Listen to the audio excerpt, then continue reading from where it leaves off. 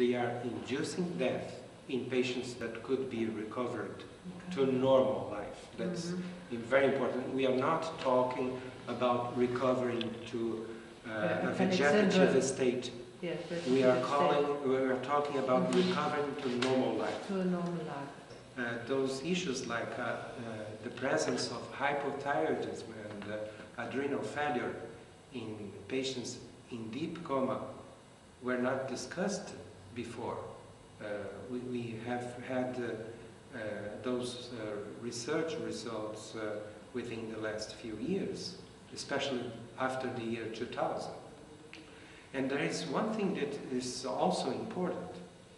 If you induce hypotension by using the apnea test, you may have irreversible collapse of the brain circulation. And then, afterwards, you will perform tests like cerebral angiography to see if there is any circulation left.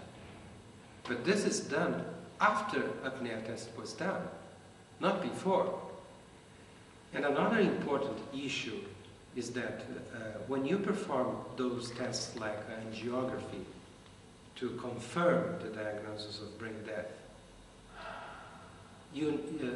doctors that do this never thought about the possibility that when they don't see images, vessel images in angiography, there is still some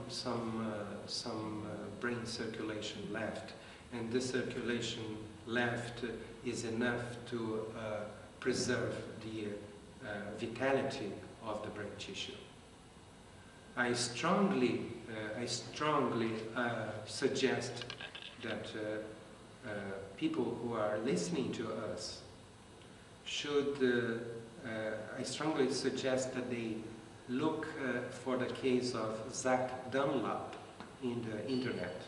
The only explanation that we have to those cases is that necessarily they had a level of circulation, of brain circulation, which was enough to sustain the vitality of the brain tissue, but was not enough for a certain period of time, was not enough to demonstrate signs of life. It was not enough to have his neurological examination showing for example, cephalic reflexes. It was not enough to provide visual images in their brain scan, but it was enough to preserve the vitality of his brain tissue. So otherwise he would not be talking and being interviewed as he is now. I think that people have the right to knowledge, because if they know the situation, they can defend themselves. If they don't know what the real situation is, they are defenseless, and they cannot defend the defenseless relative who is in coma. That's why it's so important that you talk about those things and take that knowledge to the general public. You will create a demand for a more clear discussions in medical forums. Because as doctors or physicians are questioned by patients and their relatives, they will have to provide a comprehensive answer to those questions. And those doctors that have never thought about these issues that we are talking about now, they will have to question their colleagues about that. Because the apnea test is performed without the consent of the family. I mean, the family is not watching what is happening to his relative when he is submitted to that test. And we know that some of those patients, this is being published in the medical literature, we know that some of those patients may have cardiac arrest irreversible cardiac arrest during the test. Because the test is so aggressive to them, what about, to the heart function. What about angiography? It's also dangerous for the patient. Yes, any invasive test is dangerous to the patient. And this is an important issue. Whenever we perform a diagnostic test on a patient, of course there are always some risks. Any patient may die when they are submitted to an angiography. It could be an allergic reaction to the contrast. But whenever you are doing this to a patient who is not brain dead, you are considering that possible benefits for the patient would be higher than the possible accidents that could eventually happen.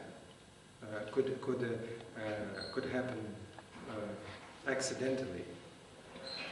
But when you do that test on a patient for the diagnosis of brain death, you are not anticipating any benefit to that patient. He had only the risks of the tests. He will not have any benefit from that test. And that's why all those diagnostic tests, including especially the apnea tests, are unethical.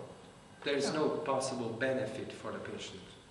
And he is being denied proper, updated, timely treatment.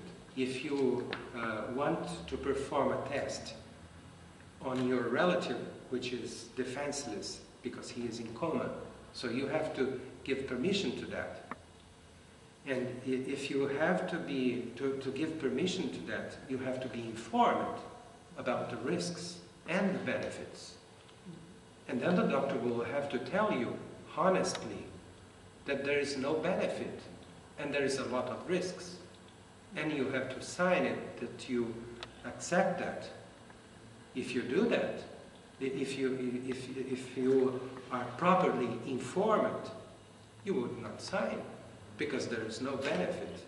And you now know that your relative is not receiving proper treatment. The importance of hormone replacement